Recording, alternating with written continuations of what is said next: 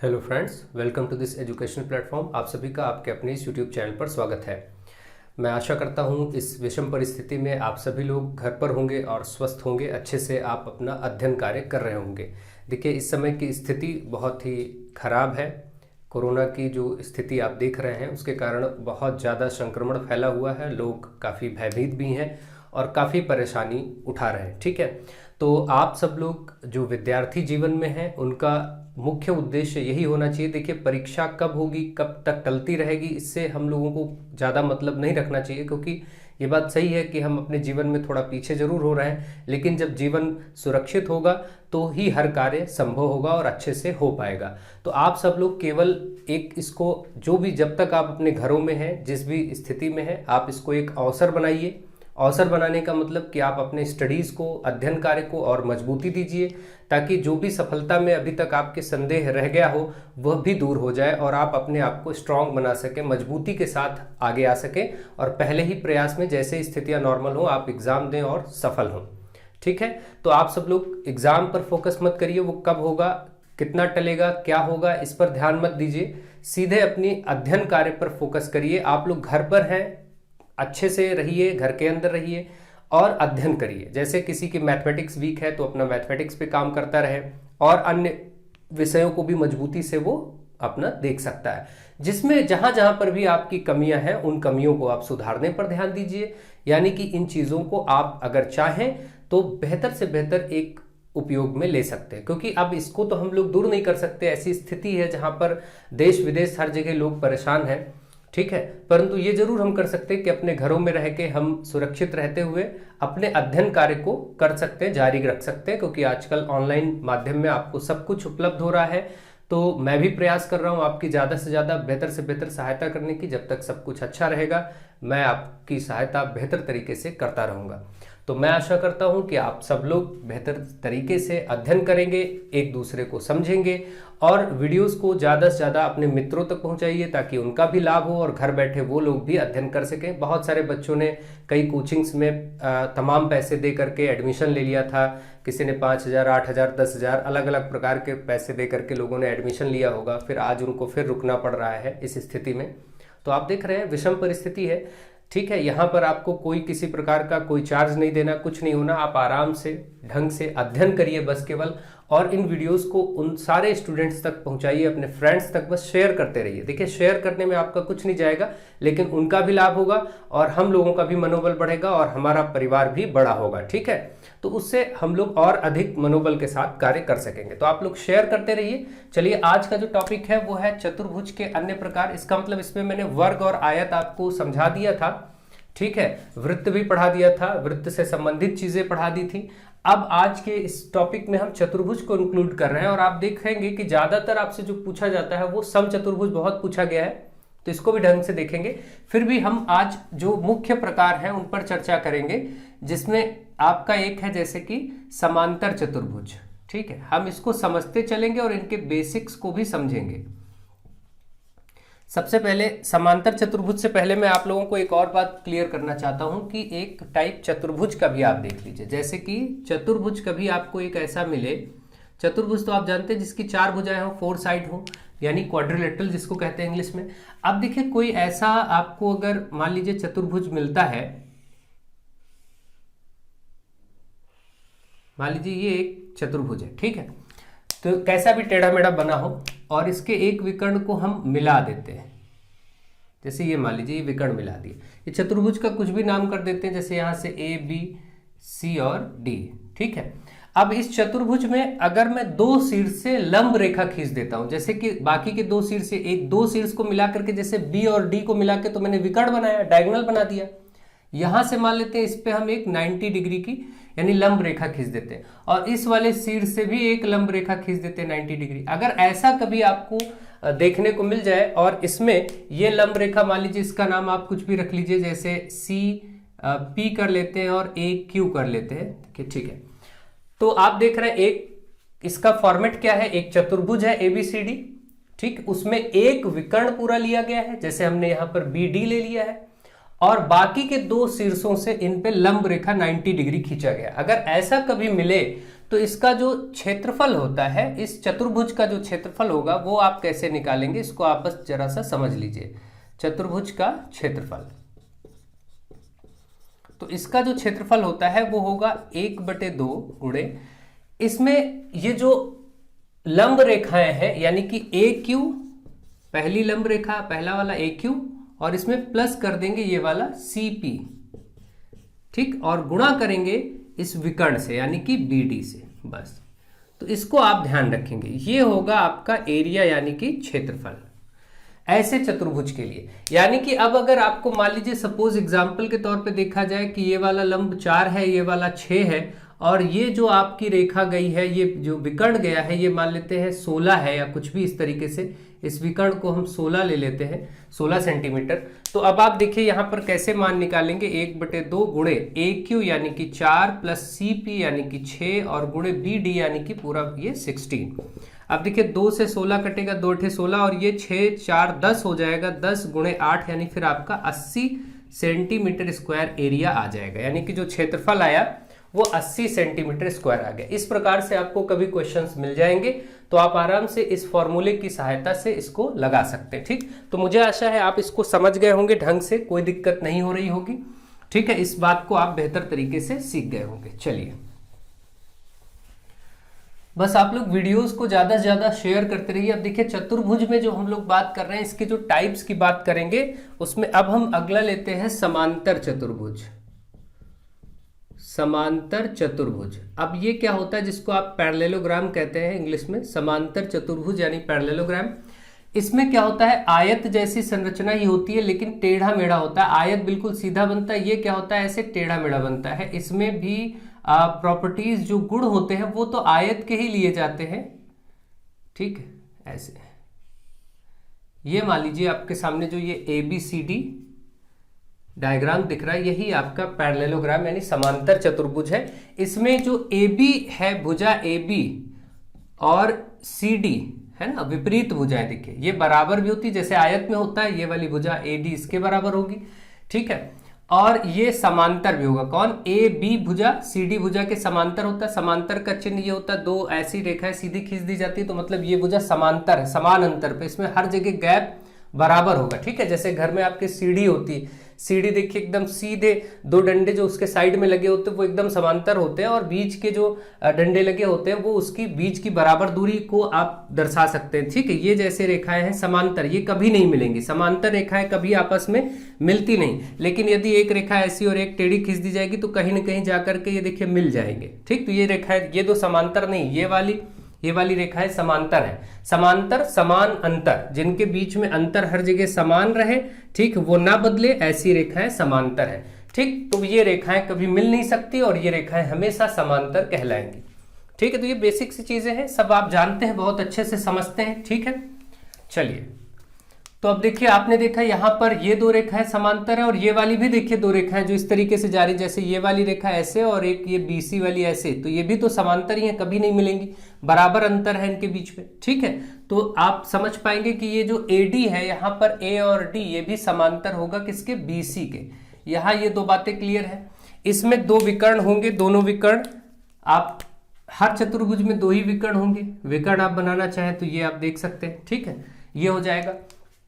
अब इसमें आपको यह ध्यान रखना है, ठीक है, कि इसका जो क्षेत्रफल होता है, जैसे मान लीजिए हम इसको आधार बनाते हैं, तो किसी भी समांतर चतुर्भुज में आधार और ऊंचाई कैसे लेंगे आप ये समझिए। पहले तो इसका मैं क्षेत्रफल का सूत्र आपको लिख देता हूं ताकि आपको क्लियर रहे। क्षेत्रफल, किसका क्षेत्रफल, समांतर चतुर्भुज का।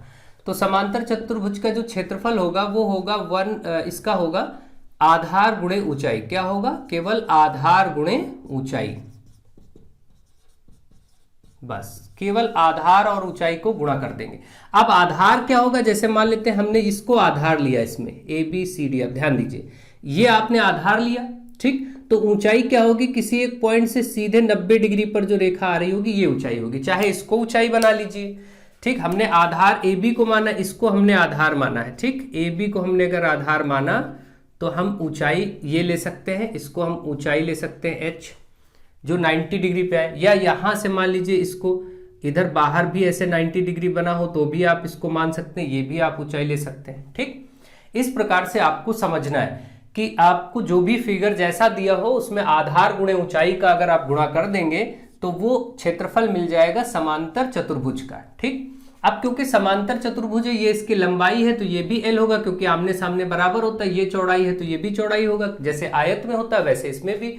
ठीक है, बस आयत में ये रेखाएं टेढ़ी मेढ़ी नहीं होती, सीधी होती, 90 डिग्री का कोण बनाती है। भाई आयत में बस इतना अंतर है ना कि आयत देखिए ऐसे बनता है, इसमें यहां भी सब 90-90 होता है ये। ठीक है, और यहाँ पर टेढ़ा बनाया गया है, तो बाकी लंबाई ये है तो लंबाई ये तो प्रॉपर्टीज एक ही है कि ये आमने सामने बराबर है, चौड़ाई ये है तो चौड़ाई ये भी है, ये सारी प्रॉपर्टीज एक ही है। ठीक है, एक ही जैसी हैं। तो अब देखिए यहाँ पर लंबाई और लंबाई, जब भी परिमाप अगर बताना होगा तो परिमाप मतलब बाहरी भुजाओं का माप, तो परिमाप इसका वही होता है जो आयत का होता है, क्या, 2 गुणे लंबाई प्लस चौड़ाई। क्योंकि आप देखिए जब आप जोड़ेंगे तो ये L 2L हो जाएगा, B 2B हो जाएगा, 2 कॉमन ले लेंगे, L प्लस B आ जाएगा, बिल्कुल वैसे ही, कोई दिक्कत की बात नहीं। तो ये आपने समांतर चतुर्भुज को देख लिया। अब मान लीजिए आपको कोई प्रश्न मिलता है कि यदि किसी समांतर चतुर्भुज के का आधार सपोज 7 सेंटीमीटर है, किसी समांतर चतुर्भुज का आधार 7 सेंटीमीटर है, ठीक है, तथा ऊंचाई, आप सीधे तो इस तरीके से दिया नहीं जाएगा, लेकिन फिर भी एक एग्जाम्पल के समझने के लिए, तथा ऊंचाई 5 सेंटीमीटर है, तो इसका क्षेत्रफल बताइए। तो केवल गुणा कर दीजिए, केवल 7 गुणे 5 गुणा कर दिया, 35 सेंटीमीटर स्क्वायर इसका एरिया आ जाएगा। ठीक है, ये तो बहुत बेसिक सा क्वेश्चन हुआ, केवल इसलिए कि आपको मालूम होना चाहिए कि हाँ आधार गुणे ऊंचाई होता है समांतर चतुर्भुज का क्षेत्रफल। अब चलिए देखते हैं, आगे बढ़ते हैं। अगर इनके प्रश्न मिलते हैं तो हम लोग करेंगे आगे, कोई दिक्कत नहीं, बाकी हमें जानकारी सबकी रखनी है, कोई ऐसी प्रॉब्लम की बात नहीं। अगला आपके सामने आता है समचतुर्भुज, जिस पर बहुत सारे प्रश्न देखिए इधर पूछे गए हैं। ठीक है, समचतुर्भुज, ठीक, समचतुर्भुज जिसको इंग्लिश में क्या कहते हैं, रोम्बस, क्या बोलते हैं, रोम्बस, इसको रोम्बस कहते हैं। जिसके पहले आपने समांतर पढ़ा वो पैरेललोग्राम था। ठीक है, अब देखिए समचतुर्भुज कैसे बनता है, जैसा कि समचतुर्भुज में चारों भुजाएं बराबर होती हैं, जैसे वर्ग की होती हैं, बस ये टेढ़ी भुजाएं होती हैं, यहाँ भी यहाँ 90 नहीं बन रहा होता। जैसे वर्ग की विशेषता ये कि वर्ग भाई बिल्कुल ऐसा होता है कि चारों भुजाएं बराबर भी हैं और यहाँ 90-90 एंगल भी बनता है, आप जानते हैं ये वर्ग है। लेकिन इसी को अगर मैं यहाँ से पकड़ के थोड़ा सा ऐसे खींच के टेढ़ा कर दूं तो ऐसी संरचना बनेगी, तो वही क्या हो जाएगा, समचतुर्भुज हो जाएगा। ठीक है, तो आप ये मानिए कि जो ABCD है ये समचतुर्भुज है, रोम्बस है। रोम्बस के जो विकर्ण होते हैं, इसकी प्रॉपर्टीज, पहली प्रॉपर्टी तो इसकी चारों भुजाएं बराबर होती जैसे वर्ग की होती, तो आप याद रखिए समचतुर्भुज की चारों भुजाएं बराबर होती हैं। ठीक, अगर मान लो ये A है तो सभी A हो जाएंगे। ठीक, कोई दिक्कत नहीं। इसका अगर एक विकर्ण हमने A और C मिलाया, एक विकर्ण ये है, तो इसको हम नाम अगर विकर्ण को D1 दे दें, इस विकर्ण को अगर हम बोल दें कि ये D1 विकर्ण है, चलिए ऊपर लिख देते हैं कि ये D1 विकर्ण है, और एक विकर्ण ये वाला खींच दिया हमने, ये मान लिया कि हमने D2 विकर्ण है। विकर्ण 2 है, एक को BD विकर्ण, BD को हमने देखिए ये एक AC वाला विकर्ण है, AC को हमने नाम दे दिया D1, क्योंकि विकर्ण को डायगोनल बोलते हैं इसलिए D1 D2 बोलना ज्यादा अच्छा लगता है। और BD दूसरा विकर्ण है इसका, इसको हमने नाम दे दिया था D2। ठीक है, ये क्या है, ये दोनों के दोनों विकर्ण हैं इसके। ठीक, ओके, जिसको डायगोनल कहते हैं, ये हो गया। तो इतनी बात आप समझ गए, 2 विकर्ण। अब इसमें खास बात ये होती है कि इसके विकर्ण जिस जगह पर काट रहे होते हैं वो एक दूसरे को 90 डिग्री कोण बनाते हुए ही काट रहे होते हैं। यहाँ पर कोण कितना बन रहा है, 90, मतलब ये जो चारों त्रिभुज बन रहा है इसके अंदर, ये समकोण त्रिभुज बनेंगे, क्योंकि 90-90 सब तरफ बन रहा है। ठीक है, तो विकर्ण एक दूसरे को, इसकी खास बात यह है, आपको याद रखना है कि समचतुर्भुज के विकर्ण एक दूसरे को 90 डिग्री पर समद्विभाजित करते हैं। समद्विभाजित का मतलब कि जहां काट रहे हैं एक तो 90 बन रहा, दूसरा ये वाला हिस्सा इस हिस्से के और ये वाला हिस्सा इस हिस्से के बराबर है। इसको जरा फिर से डायग्राम को आप अच्छे से देख लीजिए। एक तो ये चारों भुजाएं बराबर हैं, ठीक, दूसरा ये जो विकर्ण एक दूसरे को काट रहे हैं, तो ये वाला हिस्सा मान लीजिए, अब इसका कुछ हम नाम लिखते हैं ABCD ऐसे, और यहाँ O लिख देते हैं। तो ये जो AO है यहां से यहां तक, ये OC के बराबर होगा, और ये जो BO है ये OD के बराबर होगा। ठीक, एक खास बात ये हो गई। ठीक, ये वाला आपका जो विकर्ण था, पहला विकर्ण हमने इसको नाम D1, दूसरा विकर्ण इसको नाम D2 दे दिया, डायगोनल को अलग अलग।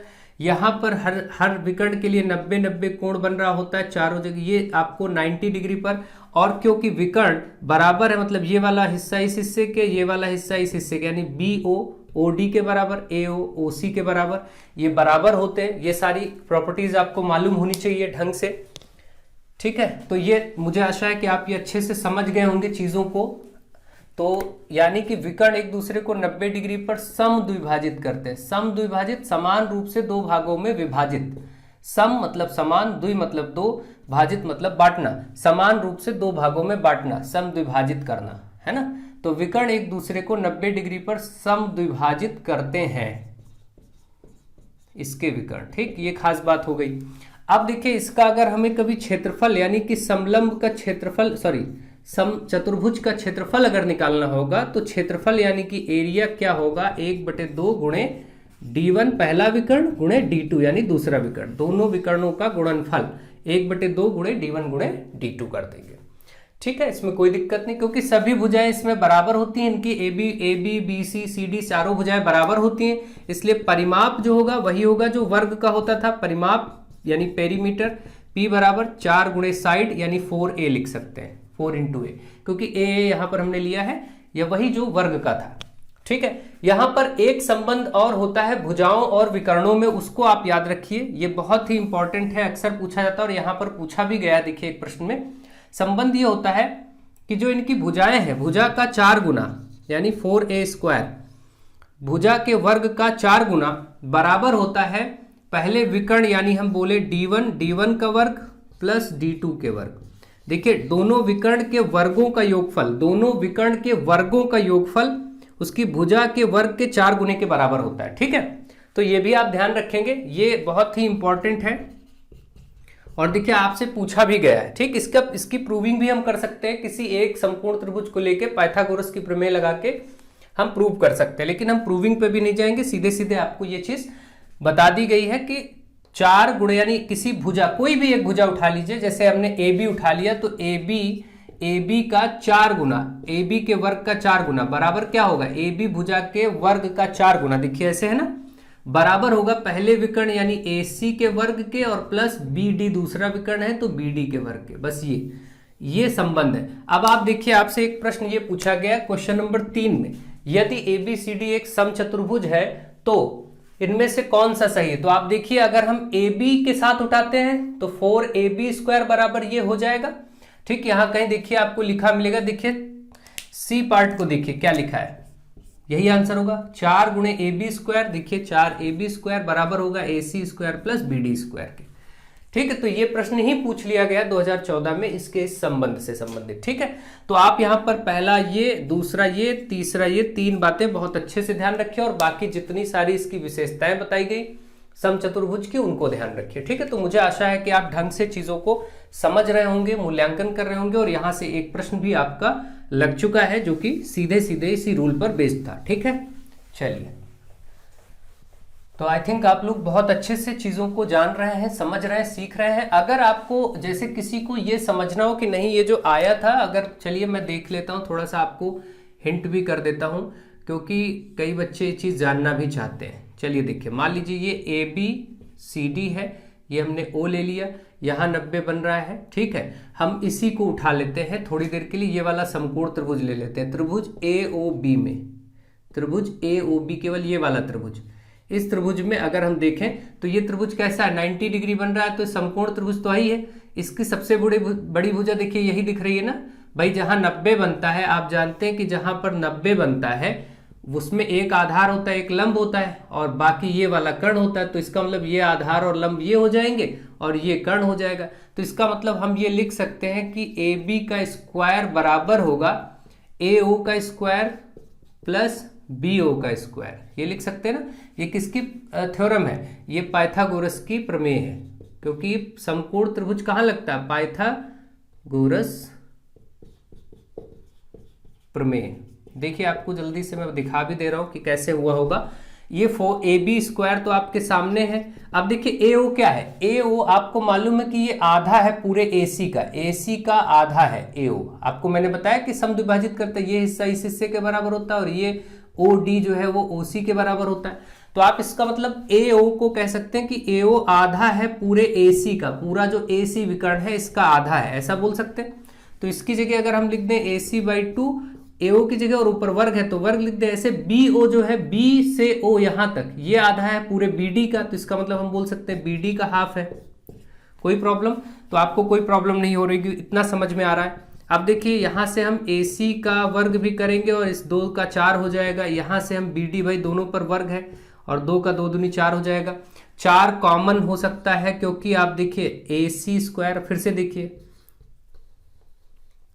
AC² प्लस BD² टोटल बटे 4, इधर क्या है AB², ये जो बटे में 4 है इधर आएगा तो मल्टीप्लाई हो जाएगा 4AB² बराबर AC² प्लस BD²।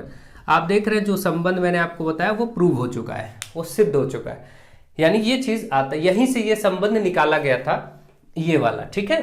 AC² मतलब पहला विकर्ण का वर्ग प्लस दूसरे विकर्ण का वर्ग बराबर होता है 4 गुणे, अब भाई आपको मालूम है कि इसकी चारों भुजाएं बराबर ही होती हैं, तो आप चाहे यहां पर AB² रखें या BC रखें या CD रखें या AD रखें, यहां कुछ भी रखा जा सकता है इस जगह पर, क्योंकि चारों भुजाएं समचतुर्भुज में क्या होता है AB बराबर होता है, ये चारों भुजाएं बराबर AB BC CD और DA ये बराबर ही हैं, तो इनमें से इस जगह पर AB² की जगह हो सकता है कभी वो CD² लिख दे, कभी BC² लिख दे, ठीक है, तो कोई दिक्कत नहीं क्योंकि ये सभी बराबर हैं तो यहां कुछ भी लिखा जा सकता है, ठीक। तो इसीलिए मैंने इसको क्या किया था, A मान लिया था कि भाई सभी भुजाएं A हैं, तो हमने आपको इस संबंध को कैसे बता दिया, इस संबंध को अब आपने प्रूविंग देख ली है। देखिए मैंने आपको समझाया कि आप याद ऐसे रखिए कि 4 गुणे भुजा का वर्ग है ना, भुजा कोई भी ली जा सकती है, ये बराबर होता पहले विकर्ण के स्क्वायर प्लस दूसरे विकर्ण के स्क्वायर, यानी दोनों विकर्णों के वर्गों का योगफल बराबर होता है 4 गुणे भुजा का वर्ग। अब यहां भुजा कुछ भी हो, 4 गुणे कभी AB² हो सकता है या फिर 4 गुणे BC² हो सकता है या कोई 4 गुणे CD² लिख सकता है या फिर 4 गुणे DA² लिखा जा सकता है, इनमें से कुछ भी लिखा जा सकता है, ठीक है। तो ये आपके ऊपर है, आपको समझना आना चाहिए ताकि आप बेहतर तरीके से पहचान सकें, ठीक। तो मुझे आशा है कि आप इसको बढ़िया से समझ रहे हैं, सीख रहे हैं, ठीक है। थोड़ा ध्यान दीजिए, कोई दिक्कत नहीं, चीजें आपको क्लियर होंगी। आपने देखा कि समचतुर्भुज के बारे में आपको पूरी जानकारी हो गई है, आपने समांतर पढ़ लिया, समचतुर्भुज पढ़ लिया, अब आप पढ़िए समलंब,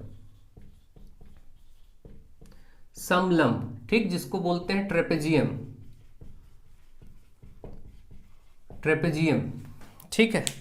तो अब समलंब क्या होगा, समलंब कैसी संरचना, देखिए समलंब में मान लेते 2 समांतर भुजाएं ऐसे होंगी और इनको ऐसे मिलाया गया होगा, ठीक, इस टाइप का जो आपका समलंब कहा जाता है संरचना ABCD। सामान्य रूप से ऐसी संरचना आपको देखने को मिलती है जिसमें 2 समांतर रेखाएं, यहाँ कौन कौन समांतर है, AB और पैरेलल है CD के, यानी AB और CD समांतर, बराबर तो नहीं है लेकिन समांतर है, ठीक। यहाँ पर ऐसा नहीं कि ABCD बराबर है, अलग अलग माप के हैं लेकिन समांतर, समान अंतर से जा रहे हैं, ठीक है। तो ये हो गया, इसी संरचना को समलंब कहा जाता है। समलंब में भी क्या होता है कि किसी जैसे D पॉइंट से हमने यहाँ पर ऊंचाई ड्रॉ की, यानी कि यहाँ पर समांतर भुजाओं के बीच की दूरी, देखिए दोनों समांतर भुजाएं थी, ये वाली CD भुजा है, देखिए CD मान लीजिए, ये हमने ऐसे लिखा है देखिए, और ये भुजा AB है, बड़ी कितनी भी है इससे कोई मतलब नहीं, बड़ी छोटी, इनके ये बीच में देखिए दूरी क्या है, हर जगह समान, तो दूरी हम यहीं से देख पाएंगे, इसी जगह से सीधे 90 डिग्री, और एक लास्ट यहाँ तक देख पाएंगे, बस इसीलिए यहाँ पर 90 डिग्री खींचा जाता है, क्योंकि ये तो तिरछी दूरी हो जाती है, ये भी तिरछी दूरी हो जाती है, ठीक। तो हम दूरी केवल इतने हिस्से में चेक कर सकते हैं, ठीक है।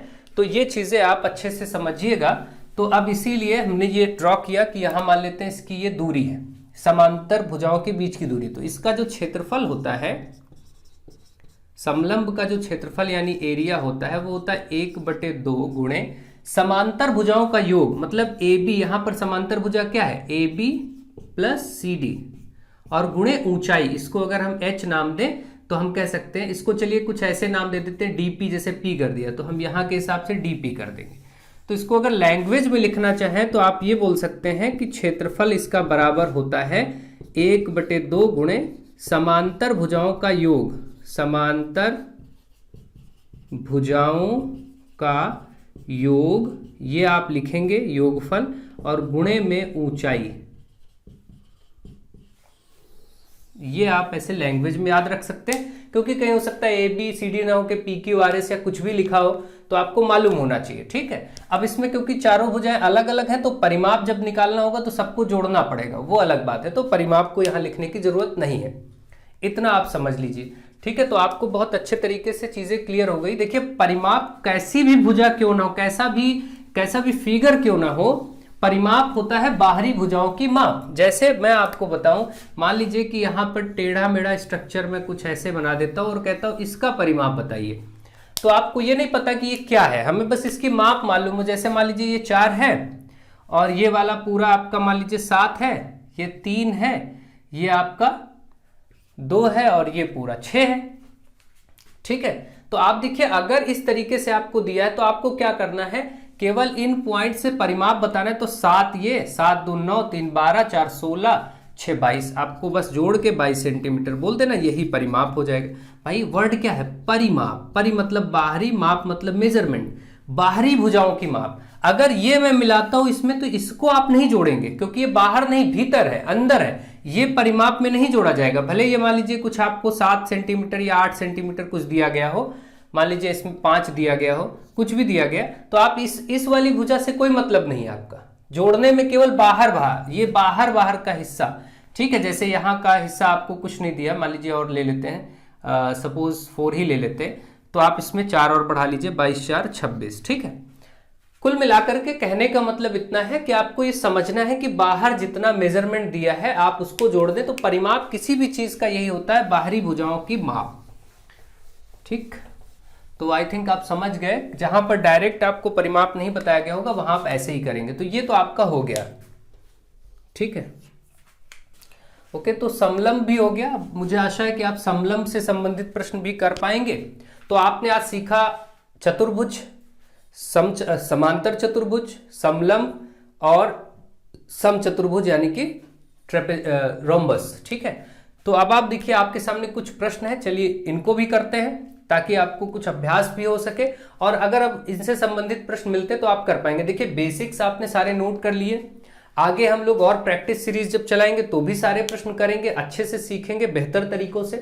तो चलिए देखते हैं, पहला क्वेश्चन आपके सामने है, एक समचतुर्भुज के विकर्ण की लंबाई है। समचतुर्भुज यानी कि रोम्बस, तो जिसकी चारों भुजाएं बराबर होती है, जो कि वर्ग जैसा दिखता है, बस टेढ़ा होता है, चारों भुजाएं बराबर होती हैं इस तरीके से।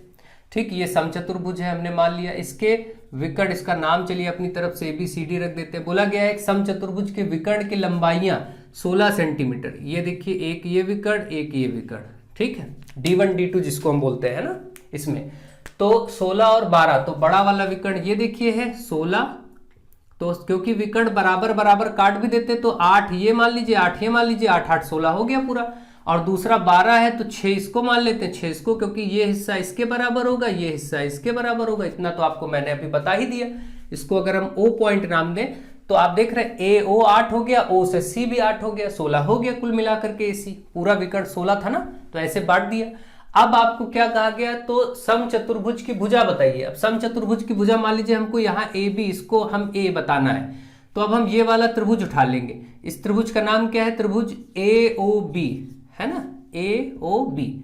इसमें देखिए आपको मालूम है कि ये कर्ण होता है, अभी मैंने आपको बताया था AB²। पाइथागोरस की प्रमेय लगा दीजिए, भुजा आ जाएगी। पाइथागोरस प्रमेय क्या होता है, कर्ण का स्क्वायर यानी ये सबसे बड़ी भुजा का स्क्वायर बराबर आधार या लंब का स्क्वायर। तो हम क्या करेंगे, यहां पर मान लीजिए AO का स्क्वायर प्लस AO, और भाई यहां 90 बनता है, AO और OB।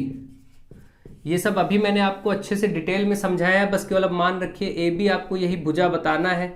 इसको A² कर दीजिए, AO 8 है तो इसको 8 कर दीजिए, OB 6 है तो इसको 6 कर दीजिए। 8 × 64 प्लस 6 36, इधर A² यही भुजा आपको बताना, 64 और 36 हो जाएगा 100। A² बराबर 100, तो A बराबर वर्ग है तो इधर वर्गमूल हो जाएगा, वर्ग उधर वर्गमूल हो जाता है, इसका 10 आ गया।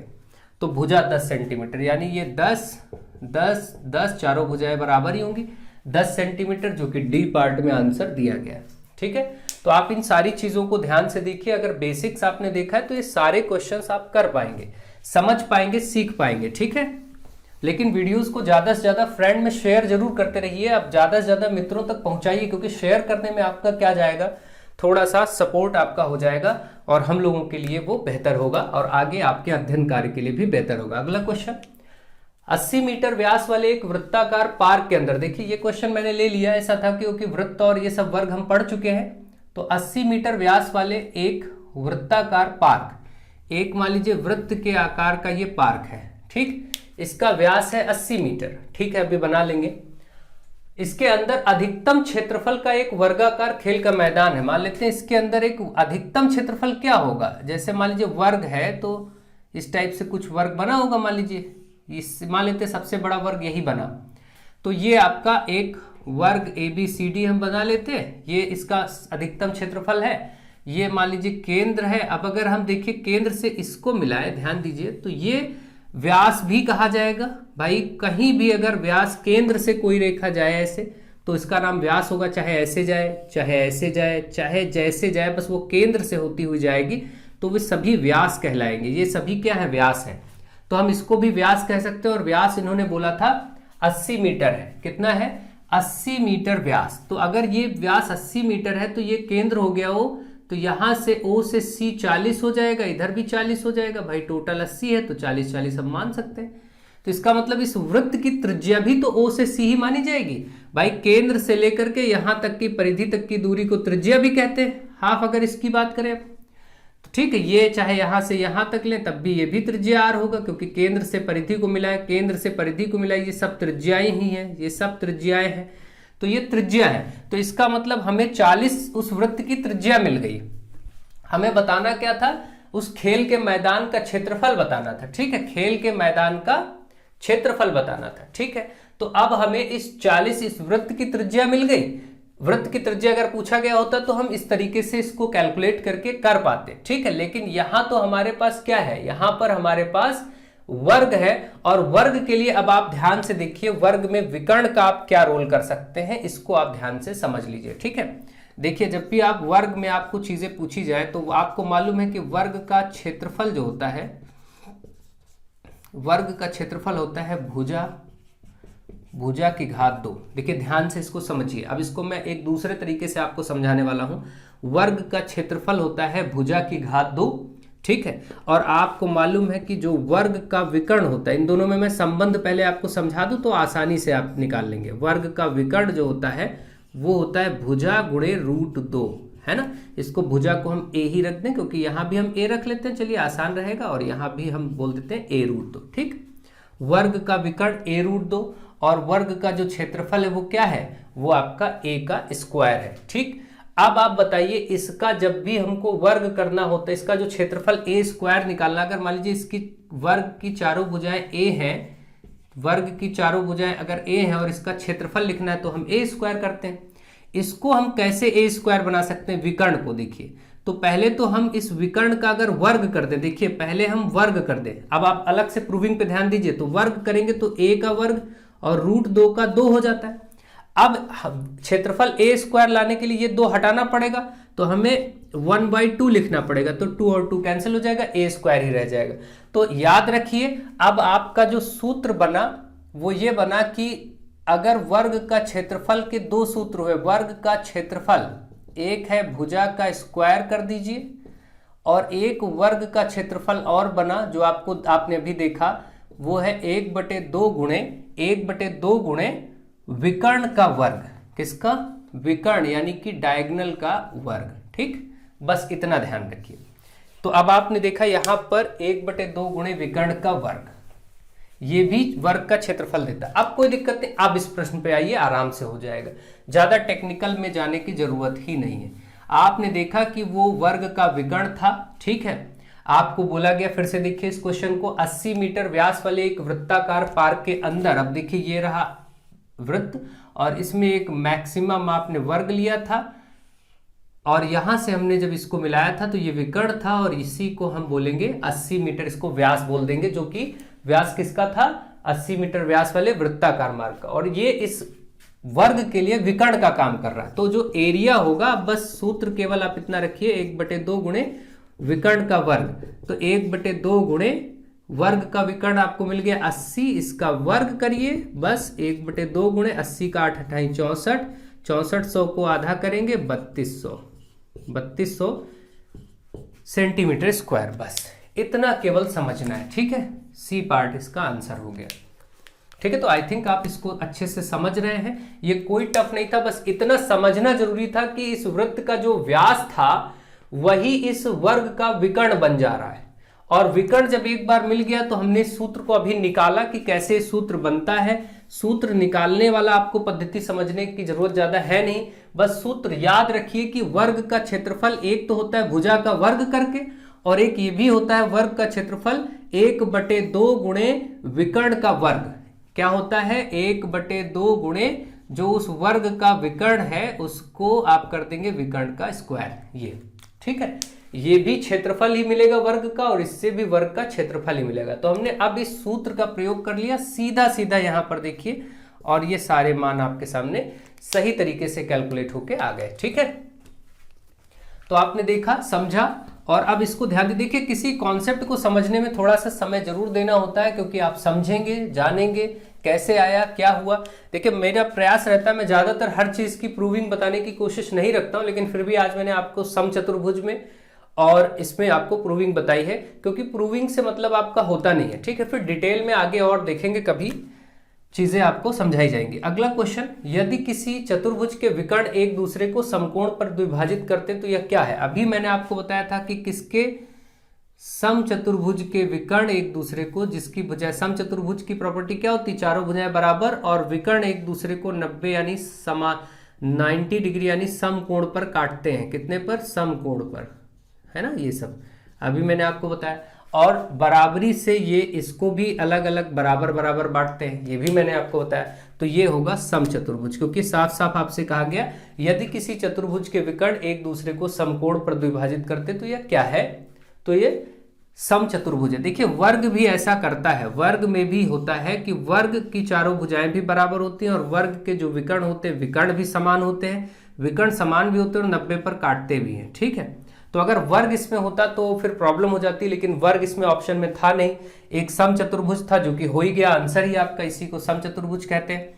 और फिर समलंब, अभी आपने देखा था समलंब में समलंब कैसा बन रहा था, समलंब ऐसा बन रहा था, इसमें तो कोई सवाल ही नहीं, इसका विकर्ण एक दूसरे को समद्विभाजित करते ही नहीं है, ठीक है, ये आपको मैंने बताया नहीं। और इसके बाद आयत, आयत में भी, ठीक है, आयत में भी ऐसा एक दूसरे को समकोण 90 डिग्री पर नहीं काटते।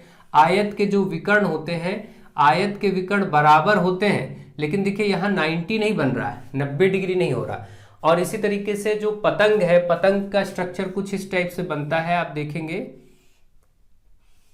ये एक विकर्ण ये गया पतंग का और एक विकर्ण ये गया ऊपर। तो आप देख रहे हैं यहाँ पर कोई भी जो विकर्ण है वो समकोण पर द्विभाजित, समद्विभाजित नहीं करते, ठीक है। बराबरी से समद्विभाजित बराबर नहीं, देखिए ये हिस्सा अलग है और ये हिस्सा अलग है, ये हिस्सा अलग है, ये हिस्सा अलग है, ठीक।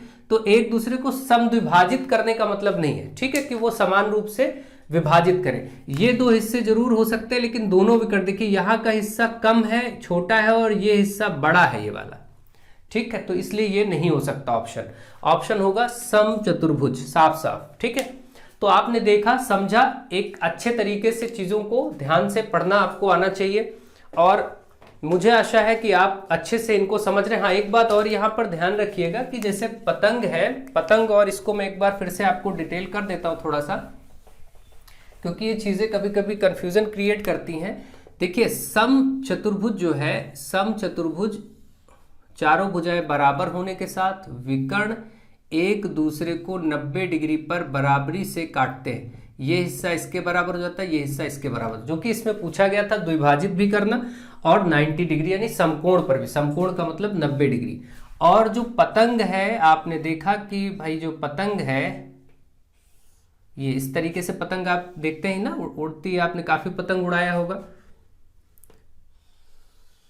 ये इसमें आप देखिए, ध्यान दीजिए, अगर हम बात करें A B C D इस तरीके से, तो आप देख रहे हैं विकर्ण एक दूसरे को बराबरी से काट नहीं रहे, तो यहीं पर आंसर नहीं है, लेकिन यहां पर 90 बनता है, 90 यहां भी बनेगा, है ना। देखिए 90 डिग्री पे बन रहा, समकोण पे है, लेकिन सब बराबरी से नहीं, ये वाला हिस्सा इसके बराबर तो होता है, लेकिन ये वाला हिस्सा जो है, ये वाला हिस्सा कम और ये वाला हिस्सा ज्यादा हो जाता है, ठीक है। तो इस प्रकार से आप इसको बहुत अच्छे से समझ सकते हैं कि सारी कंडीशन सेटिस्फाई नहीं है, इसलिए पतंग इसका विकल्प नहीं हो सकता।